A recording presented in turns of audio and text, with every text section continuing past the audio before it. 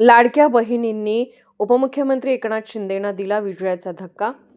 एकनाथ शिंदे गटाचे अजितचे विजयी झाले। हातकणंगले नगरपंचायतची दुसरी पंचवार्षिक निवडणूक मोठ्या अटीतटीने पार पडली।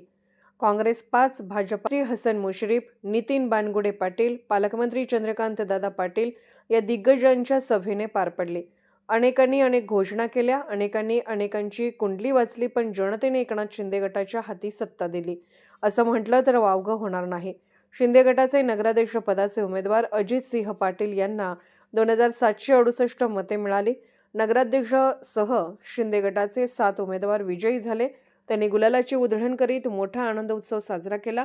इतर सर्व उमेदवारांनी आपापल्या प्रभागात आनंद उत्सव साजरा केला। हातकणंगलेचे तहसीलदार सुशील बेल्हेकर, नगरपालिकेचे मुख्याधिकारी विशाल पाटील आपले सर्व सहकार्यासह निवडणूक प्रक्रियेमध्ये लक्ष ठेवून होते। त्यांनी चांगले नियोजन केल्याची चर्चा मतमोजणी केंद्रात चालू होते। हातकणंगले पोलीस निरीक्षक शरद मेमाने यांनी ही चोख बंदोबस्त ठेवल्याने कोठेही अनुचित प्रकार घडला नाही। प्रतिनिधी सागर जमने, कुंभोज।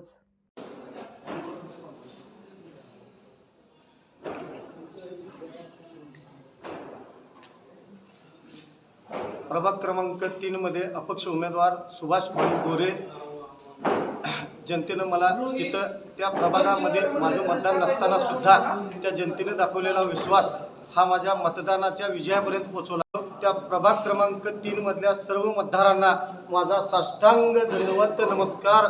मी दीपाली सागर कांबळे, प्रभाग क्रमांक 17 मधून शिवसेना या पक्षातून विजयी। सर्वांचे मनापूर्वक आभार।